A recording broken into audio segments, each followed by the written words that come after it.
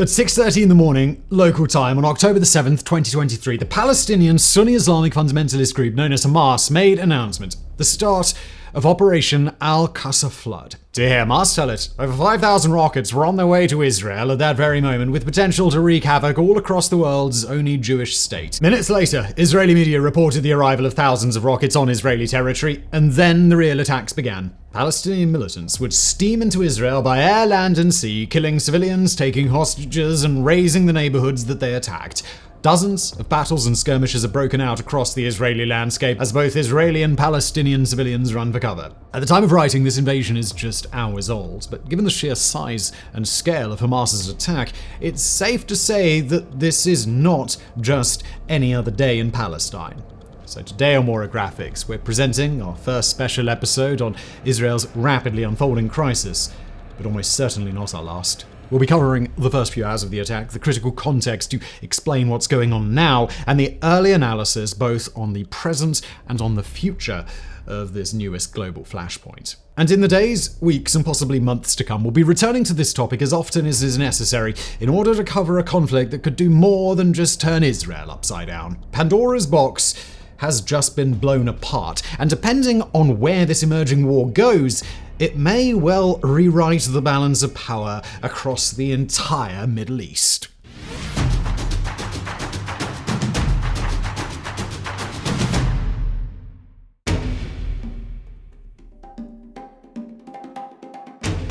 Now, the predominantly Jewish sovereign nation of Israel boasts a military capability that is among the best in the world. Protected by a combined active and reserve force of over 600,000 troops in the Israel Defense Force, better known as the IDF, watched over by an advanced missile defense system known as the Iron Dome, guarded by the elite intelligence agency Mossad, and believed to be in possession of anywhere between 70 and several hundred nuclear warheads, Israel is a strategic juggernaut with the potential to punch way above its weight. Locked into a perpetual low-grade conflicts with a wide range of organizations based in the Palestinian territories, dual stretches of land hosting an Arab-Muslim population that Israel has occupied for decades, Israel is always ready for war. And when war visited itself upon Israel in the past, that same small nation has proven itself consistently up for the task, beating back the combined forces of the Arab world on several occasions. So it was a surprise not just to the people of Israel, but to the entire world, when in the early morning hours of October the 7th, 2023, Israel's entire defense apparatus got sucker punched. We've already described the basics, but we'll recap them now. At 6:30 a.m. Israeli time, a flood of over 5,000 rockets was fired from one of the two territories that Israel occupies. Situated on the Mediterranean Sea, the stretch of land called the Gaza Strip is dominated by a political and military organization known as Hamas, with close to 2.5 million Palestinians living under their authority. Within moments, Israeli radar was lit up with a barrage of thousands of incoming projectiles, leaving almost no time for the nation to spring into action. Israel's Iron Dome is built to deal with exactly this sort of threat. It's a missile defense system meant to defend against short-range rockets, catching them in midair before they plow into their targets on the ground.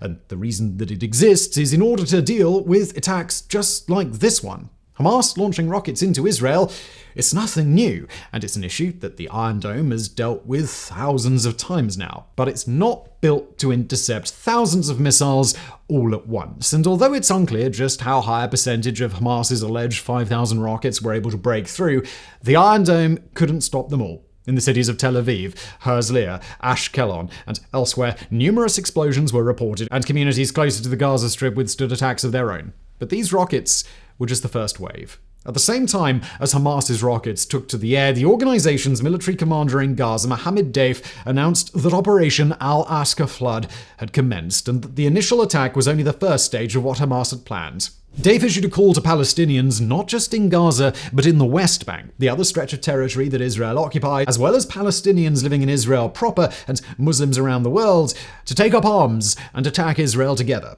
As the rockets began to touch down, as Deif's statement hit the airwaves, Palestinian fighters opened fire on Israeli vessels off the coast of Gaza. In Gaza's eastern section, IDF soldiers were set upon in a Hamas attack, and striking outward into Israel came at least 1,000 Palestinian fighters in a large-scale, coordinated assault that Israel was utterly unprepared for. Coming predominantly by land on pickup trucks and motorcycles, but also by air in paragliders and by sea in speedboats, Hamas breached Israel's blockade of Gaza and marched on the surrounding communities. Within a few hours, heavy fighting was underway at several Israeli military installations, with Palestinians able to capture several Israeli military vehicles over the course of their attack. The border town of Sderot was raided, while the town of Aqsa and a kibbutz, an enclave community called Be'eri, were both set upon by Hamas fighters. Caught off guard, Israel urged its citizens to shelter in place, relying on bomb shelters and fortified sections of their homes that were built decades ago in case of such a crisis. Not long after, Israel's police chief reported that firefights were ongoing in at least 21 locations, with later announcements confirming that several communities had been completely overrun in the first few hours of hostilities. While all of this was going on, Israelis and Palestinians alike took to social media to document what was happening around them. On the Israeli side, pictures and videos circulated of Hamas and other militants driving through city streets, trying to break into homes and shooting indiscriminately at any Israelis they saw. At a music festival in the desert, thousands of young Israelis were forced to flee for their lives as terrorists on motorcycles massacred their fellow partiers. And in communities and towns across the affected areas, civilians were forced to watch, powerless, as their neighbors, friends, and even their family members were taken hostage and driven away back in the direction of Gaza. Soldiers were taken captive too, and even the civilians who were able to avoid the crossfire were forced to wait hours upon hours for the IDF to reach them. Israeli media began to circulate phone recordings made by civilians trapped inside their homes, while photos emerged depicting the wholesale slaughter of civilians, including children and the elderly.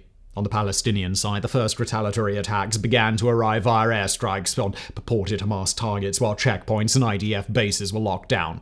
Tragedy struck on that side of the conflict too. At least 2 hospitals in Gaza were bombed by Israeli fighter aircraft, claiming the lives of at least 1 nurse and an ambulance driver. Alright, so to understand this assault in context, we first got to understand the organization known as Hamas. Tracing its history to the founding of the Sunni Islamist group, the Muslim Brotherhood, in the late 1920s in Egypt, Hamas is a substantially newer organization and one that ties itself explicitly to Palestine rather than the broader Muslim world. Its name is actually an acronym for a lot longer title that tells us a lot about its mission: the Islamic Resistance Movement.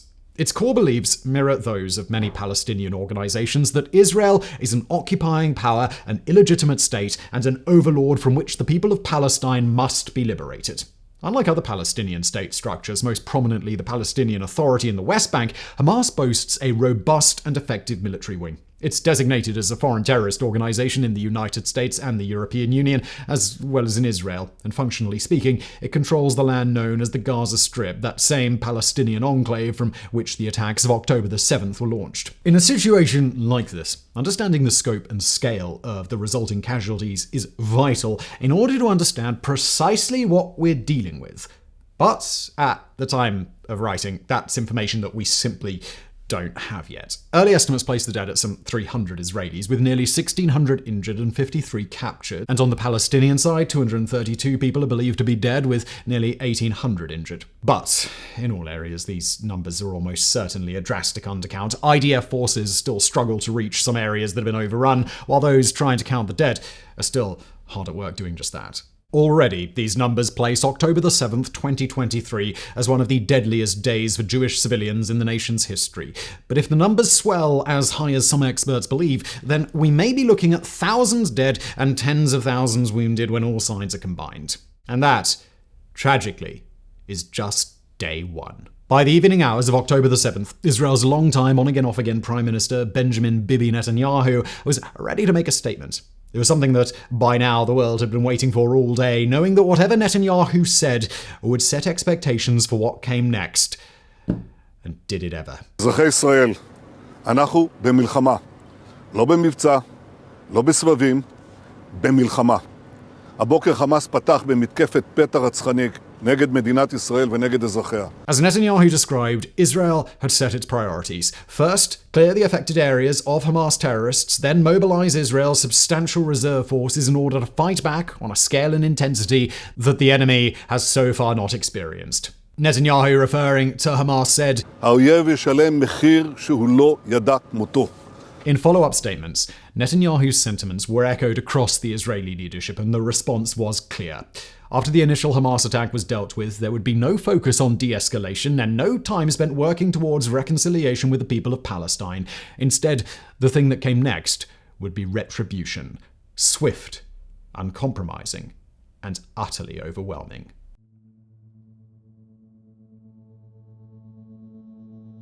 Now, to understand the context behind Israel's current crisis, we got to go back in time, to a period 50 years and one day exactly before Operation Al-Aqsa flood kicked off. That date was October 6, 1973, and it was the start of the Yom Kippur War, also known as the Ramadan War or the October War. In this conflict, which lasted just under 3 weeks in total, a combined army of Egyptian and Syrian forces attacked the then-fledgling nation of Israel on two fronts. Using the element of surprise, Israel and Syria were initially able to devastate the outer Israeli countryside before the IDF was able to respond. The conflict quickly grew into a Cold War major power standoff between the United States and the Soviet Union, but a much larger crisis was averted when Israel was able to rally and push back the Egyptian and the Syrian advance. It was this war that led to the eventual normalization of relations between Egypt and Israel, the first time that Israel had been recognized as a legitimate state by an Arab nation. It's no coincidence that this attack by Hamas came just one day after the 50th anniversary of the Yom Kippur War, nor that it happens on the day of a Jewish holiday as well as on the Jewish Sabbath day, Shabbat, which happens every Saturday. Although Hamas has not confirmed directly, it's widely understood that this timing for an attack was meant to both catch Israel off guard in a lesser state of readiness and to evoke the historical significance of the most recent instance of pan-Arab hostilities against the Israeli state. The Yom Kippur War, like this engagement, began with a surprise attack and both leveraged the coinciding dates of significant Jewish holidays in order to cause broader devastation. Hamas's calls to arms have echoed across the Arab world, and though it's far too early to know all of the geopolitical ramifications, it's not lost on anyone that not just Israel, but Egypt, Syria, and the broader Arab world are watching this unfold as they reflect on the old wounds of the Yom Kippur War too. But this one piece of context doesn't tell anything close to the full story. Look, we won't go in depth through the entire history of Israel-Palestine relations in this video, although if you feel that you want us to inform you about that, let us know in the comments section. That'll be a big video. What we'll stress instead is that the sovereign nation of Israel and the two nominally Arab Palestinian territories that it occupies, the Gaza Strip and the West Bank of the Jordan River, have an incredibly painful past. The local Palestinian population have protested violently on numerous occasions in uprisings called Intifada. It's a situation that's led many around the world to condemn Israel as an apartheid state, while many others condemn Palestinian-occupied territories as havens for terrorist organizations or even a budding terrorist state.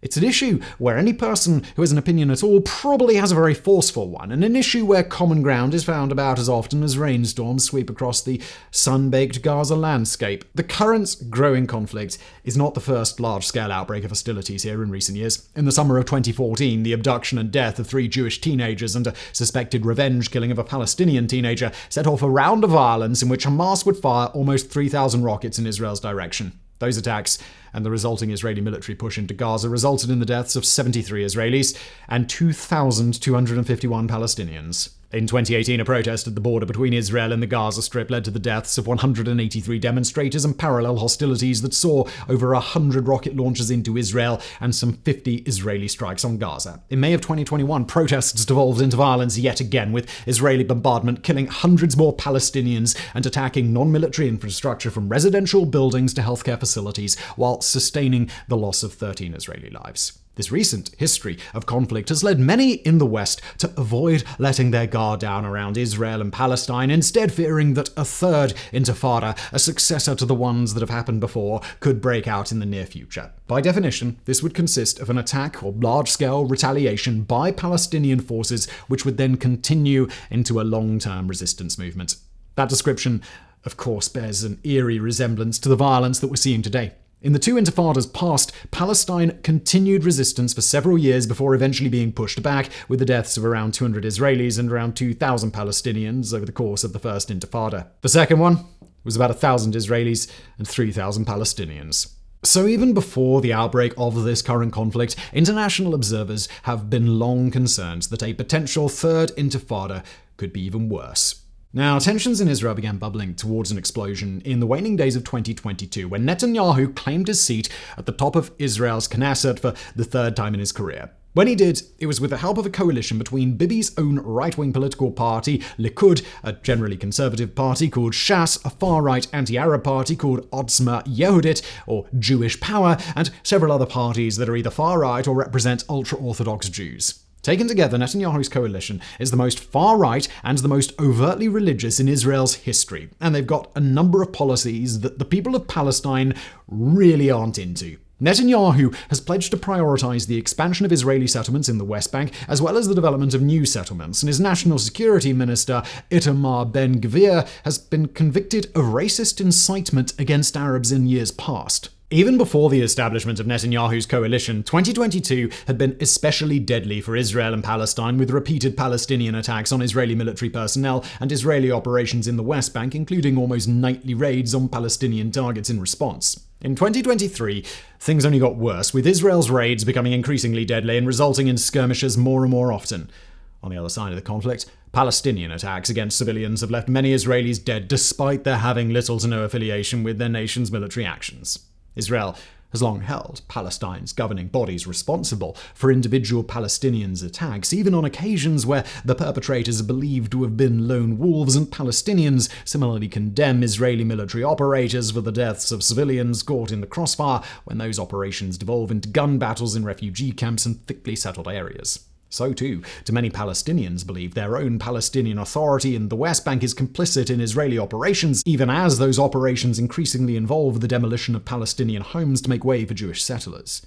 For the Palestinian population, 36% of whom are estimated by the UN to live below the poverty line, this sort of heightened strain and pressure within their territory has bred a violent animus, while in Israel, the rise of far-right populist nationalism has led to increased and more virulent polarization and a political interest in justifying continued conflict. According to surveys done in early 2023, support for an armed resistance in Palestine was as high as 68%, made worse by National Security Minister Ben-Gvir's recent insistence that Jews should be allowed to pray at and visit at will, a mutually venerated holy site that's critical in both Jewish and Muslim understanding of the city of Jerusalem. Ask most Israelis, it's known as Temple Mount. Ask most Palestinians, and it's the Al-Aqsa Mosque. And this is where the source of these new hostilities becomes exceptionally clear. And that's in its name, Operation Al-Aqsa Flood. According to Hamas, the attack was set off by the events of the weeks immediately prior, specifically the choice by a number of Israeli settlers to enter the Al-Aqsa Mosque and pray there.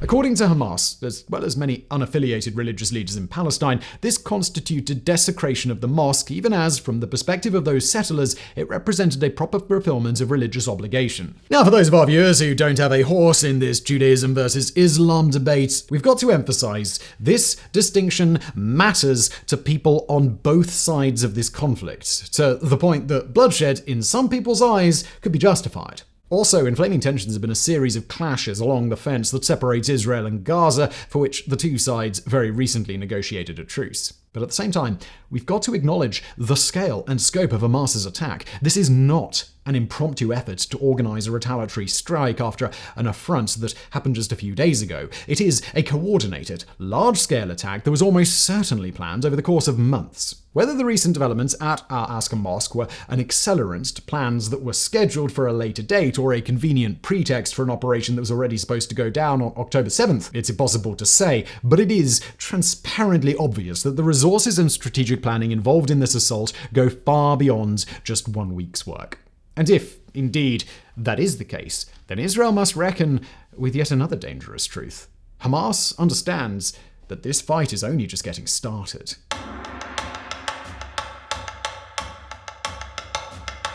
Now, after the first few hours of confusion, the events of October the 7th came into sharp relief as the evening in Israel wore on. But with clarity came only bad news. First, we're going to focus on the Israeli side. In the aftermath of Hamas's initial wave of attacks, the IDF confirmed that a number of civilians and soldiers had been captured after Hamas had breached the fence separating Israel and Gaza, a highly fortified and very expensive apparatus that had been expected to hold against an assault of this type. Social media videos were confirmed to show Hamas fighters dragging dead IDF soldiers on the ground in the aftermath of firefights that those videos implied Hamas had won. And other videos were verified to display Hamas fighters parading civilians through the streets of Gaza. In particularly shocking instances, children, elderly people, and disabled people are confirmed to have been among the hostages taken, while women were identified as having been stripped naked in some cases, bound and displayed in trucks with Hamas fighters. According to Hamas, initial estimates of some 50-odd Israelis taken hostage are badly out of touch with reality, with Hamas itself claiming that the number of Israeli captives is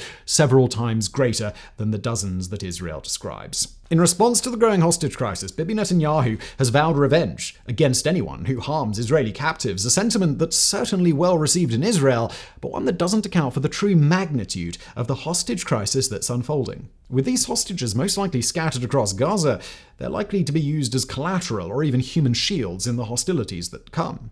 However, at least one Hamas spokesperson has indicated that the hostages might be intended for use in a prisoner swap in order to secure the release of Palestinians detained by Israel. In Palestine, the situation is no better. Israel has now landed significant retaliatory strikes against targets in Gaza, with hundreds of Palestinians confirmed dead at a minimum, and that number expected to rise dramatically in the weeks to come. A cumulative several hundred Israeli airstrikes have destroyed large residential buildings, including a 14-story tower that was home to dozens of families and will likely need to be dug out in order to count the dead. Israel has warned residents of Gaza to seek shelter away from military targets, all but confirming that a massive response is incoming. And according to Israeli sources speaking to Western news outlets, a ground invasion of the Gaza Strip is a strong possibility. Hamas has reacted to the airstrikes with continued rocket attacks, which appear to be continuing to penetrate the Iron Dome at a significant volume, while the Iron Dome's rate of interception remains unknown. Elsewhere in Gaza, Israel has completely halted the flow of electricity and has pledged to stop supplying fuel, food, and other supplies as well. On social media, actors from all sides of the conflict have already begun to disseminate misinformation. In just one example, a video circulated widely on the platform X, formerly known as Twitter, depicting airstrikes that had occurred in May of this year but were described as having happened during the violence on October the 7th was shown. Other videos have showed footage that's contextualized in similarly misleading ways.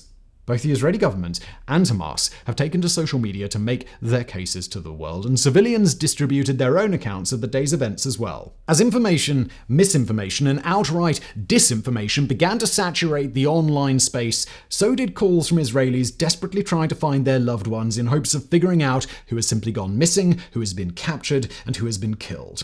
On the Palestinian side, Hamas has begun to compile and disseminate videos depicting their operations, including at least one that documents their successful attempt to storm a military base. As the conflict has continued to evolve in its early stages, Hamas has found itself backed by multiple fellow Palestinian factions. The Palestinian Islamic Jihad movement, a paramilitary organization active alongside Hamas in the Gaza Strip, has pledged its support for the Hamas attacks in keeping with its broader goal, the military destruction of the Israeli state.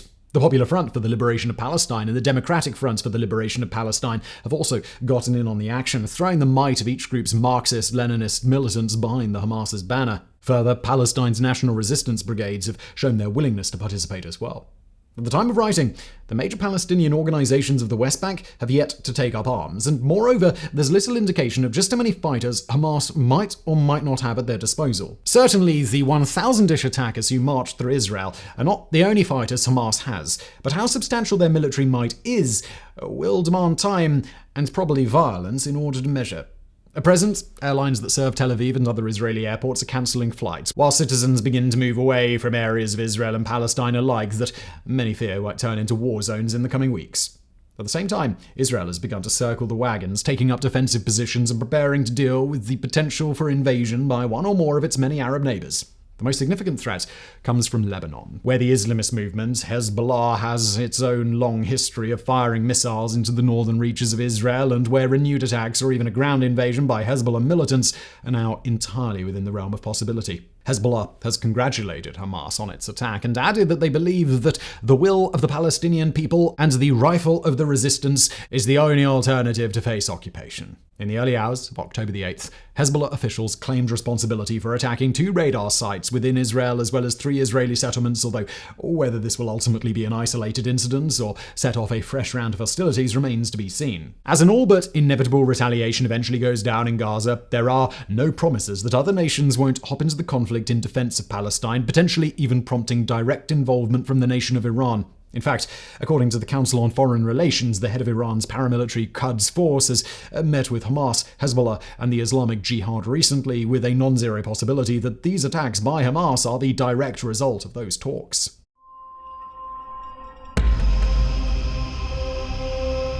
Now, when trying to estimate the fallout that will come from Hamas's attack, it's critical to emphasize one key point above all else. Regardless of what happens next, Hamas has already won. For an organization that relies on terrorism and indiscriminate attacks on civilians to disrupt the sense of normalcy or safety that ordinary Israelis feel at home, there has been no greater coup d'etat in their history than to pull off what they did on October 7th. To provide incontrovertible proof that Hamas and Palestinians can threaten not just the occasional rocket attack, but large-scale mass casualty assaults on the Israeli state itself is, from their standpoint, an accomplishment that will rewrite the balance of power between Israel and Palestine. For a group operating from Hamas's position, the simple act of engaging Israel in this sort of conflict is already a major victory on its own. And that's been done. It can never be taken back.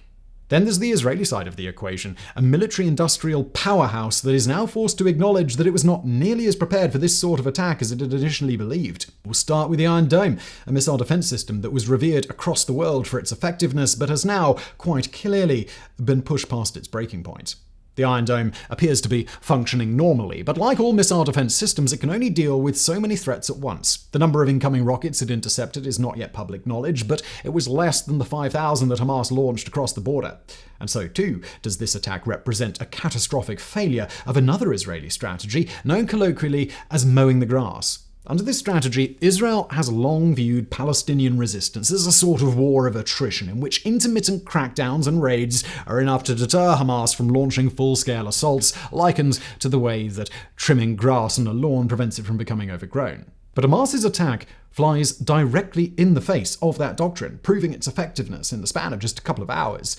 Worst of all is the question on the global intelligence world's collective mind.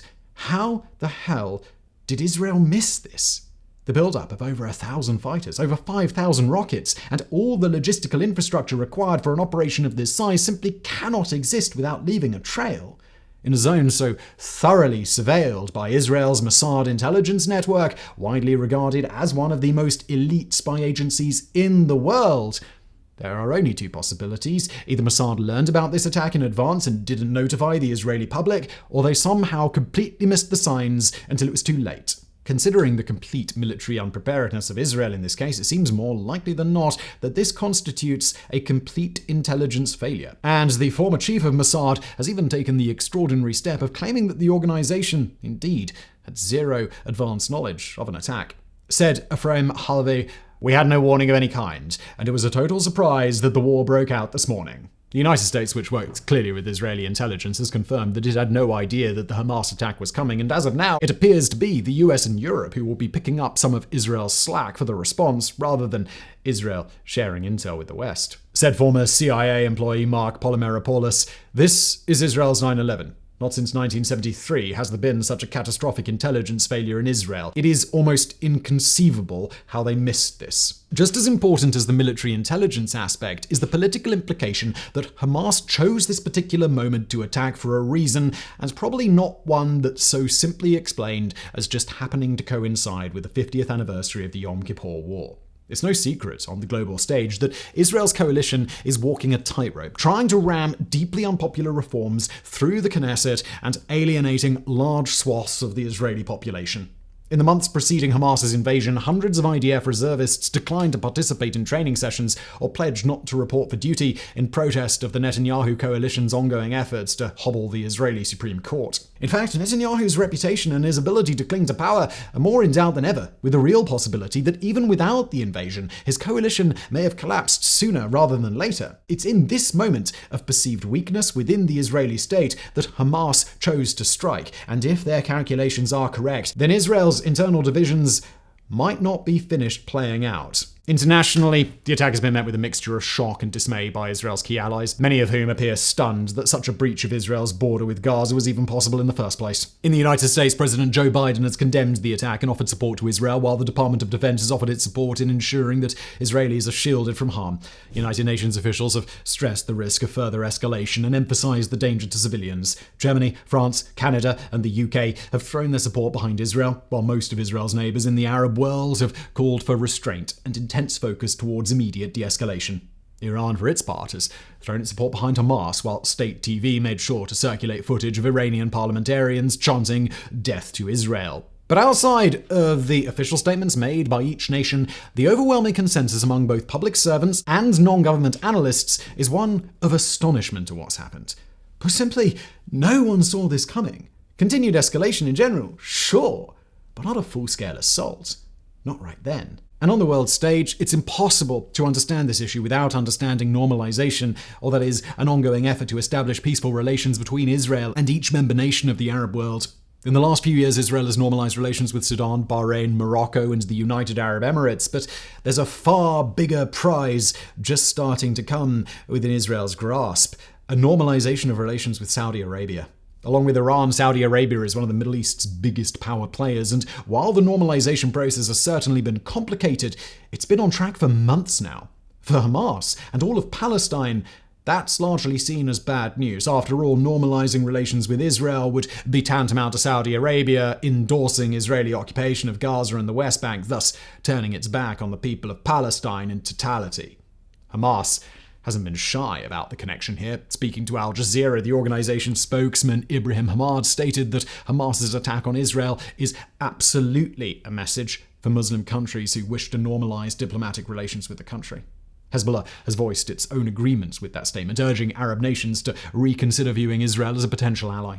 In both cases, the subtext is clear. Palestinians, fellow Arabs, fellow Muslims are making their great push against Israel. Are those other nations for Palestine, or are they against it? There's a real chance that Saudi Arabia, now faced with that key question, might turn its back on the normalization process, and if that happens, then all of Israel's normalization efforts of the last few years could come toppling down.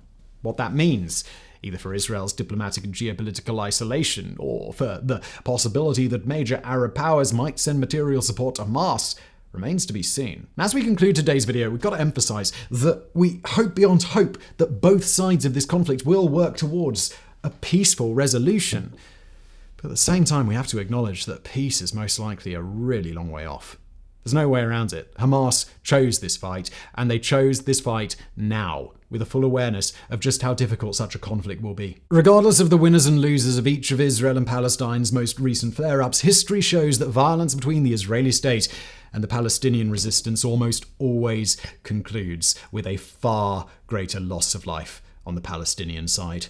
To accept those odds and provoke Israel with a brazen attack of this magnitude inherently suggests that Hamas understands that this will be a difficult battle, or perhaps even a long war. And like any other military on earth, if Hamas thinks it can win, then it's going to give everything it's got, understanding that Israel is going to respond in kind.